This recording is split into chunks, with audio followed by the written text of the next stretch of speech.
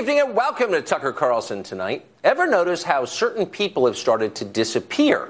Not vagrants or runaways, the usual missing persons, but fairly prominent, well-educated people with dissenting political opinions. One day you're watching them or reading them online. The next time you check, they're gone. You can't find their videos. They're not showing up in your Facebook feed. Suddenly you can't buy their books on Amazon. You Google them to find out what happened and discover they've been banned. They're being called dangerous extremists, bigots, and Nazis. For the public good, they've been shut down, disappeared. You're a little surprised to hear this. They didn't seem evil to you or radical. They were just free thinkers saying something a little different from the party line on CNN. You don't complain about any of this, though. You don't want anyone to know that you were watching forbidden videos. There's a penalty for that. This is what an authoritarian society looks like. It's a place where the group in charge will tolerate no criticism at all. That's what we're becoming. It was only a matter of time before they came for Fox News. Of the top dozen news networks in the United States, only Fox has an alternative view. The other channels speak with one voice. They're united on every issue, every time. They're in almost perfect sync with the priorities of the Democratic Party. Fox News stands apart. The opinion shows on this channel have another perspective. You might consider that valuable diversity, something different in a sea of sameness. We're grateful that Fox supports that. The left does not support that. They would like Fox News shut down tomorrow. The other news channels agree with that. They would like it too. They're trying to do it now. It's worth explaining how the process of banning ideas work, the means by which so many voices have already been silenced in this modern era. The first step is defining political disagreement as a mortal threat to the country, something that's dangerous. That's the job of a group called the Southern Poverty Law Center. It's an organization whose name intentionally masks its role as an enforcer for the Democratic establishment. Groups or individuals who challenge the official story on virtually any subject find themselves designated a hate group by the SPLC. This is a handy way to crush your political enemies. By definition, hate groups don't have legitimate ideas or positions. They only spew hate. So you don't have to listen to them or debate their claims. You can ignore everything they say. Your only duty is to suppress them. And that's the beauty of the SPLC. Once they call the people you disagree with a hate group, you can move immediately to shut them up by force. And that's what they do. That's where Media Matters comes in. Media Matters is a George Soros-funded lobbying organization whose sole mission is to punish critics of the Democratic Party. Media Matters often uses propaganda from the Southern Poverty Law Center to bully corporations, news executives, and tech companies into punishing people it doesn't like. Not surprisingly, the media love Media Matters. One former employee described the group's relationship with MSNBC this way, quote, "We were pretty much writing their primetime. When Media Matters issued a press release, MSNBC picked it up, quote, verbatim.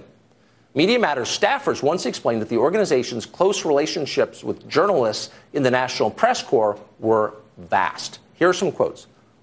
Quote, Greg Sargent of the Washington Post will write anything you give him. Ben Smith, now at BuzzFeed, will take stories and write what you want him to write.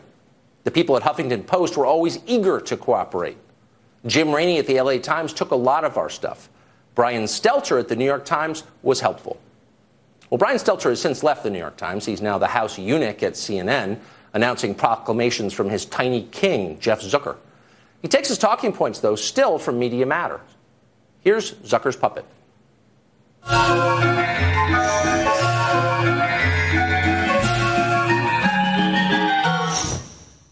A lot of what Fox does in primetime is resentment television, making you resent liberals and others who are trying to hurt you. That's the message from Fox. I think all of this matters because it's about decency and standards. It's about the corrosive, ugly, nasty behavior that sometimes happens on cable news or off cable news involving some of these hosts.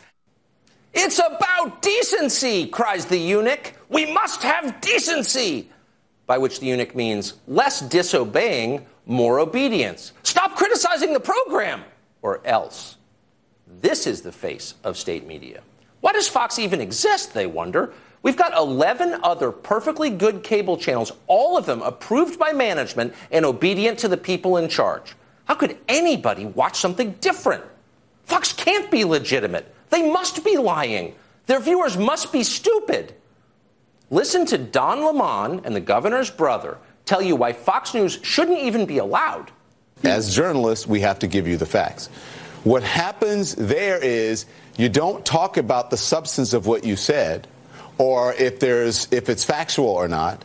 You don't talk about that. What you do is you say everybody's out to get me. Mm-hmm. Everyone is out to get conservatives. You just say, oh, there's outrage on the left, and they have Trump derangement syndrome, and they're always out to look, without ever addressing the substance. They're not about facts. They're about feelings. But then their audience just eats it up. Yeah, that's right.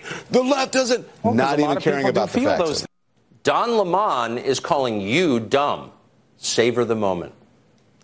But there's an ominous undertone to all of this. Don Lemon doesn't have the power to have you arrested. Dana Nessel does. Nessel is the Attorney General of Michigan. She's created a special hate crime unit whose charter is to investigate any organization identified as a hate group by the SPLC. This is what weaponized politics looks like. Criticize the people in charge, and the SPLC will sic men with guns on you. It's terrifying. Even worse, you are subsidizing it without knowing it. Both the SPLC and Media Matters are, amazingly, tax-exempt organizations.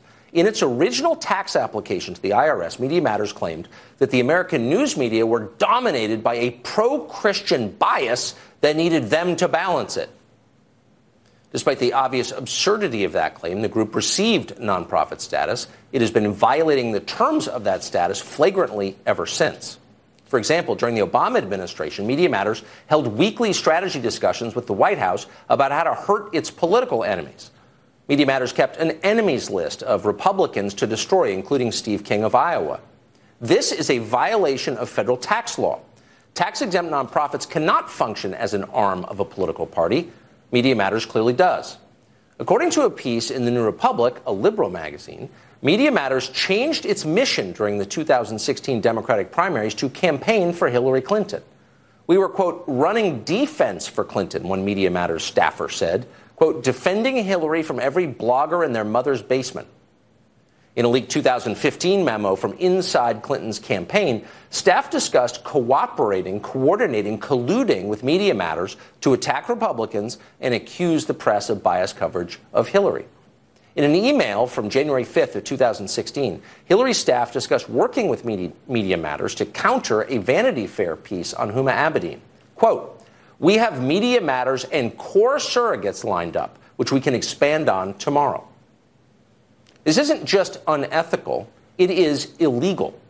Under IRS regulations, 501c3 nonprofits are totally prohibited from participating in the campaigns of political candidates. Media Matters broke the law. The group has never been punished for this, though it is widely known. Media Matters retains its tax-exempt status. That means that you and every other taxpayer is subsidizing attacks on our own First Amendment. Why is this?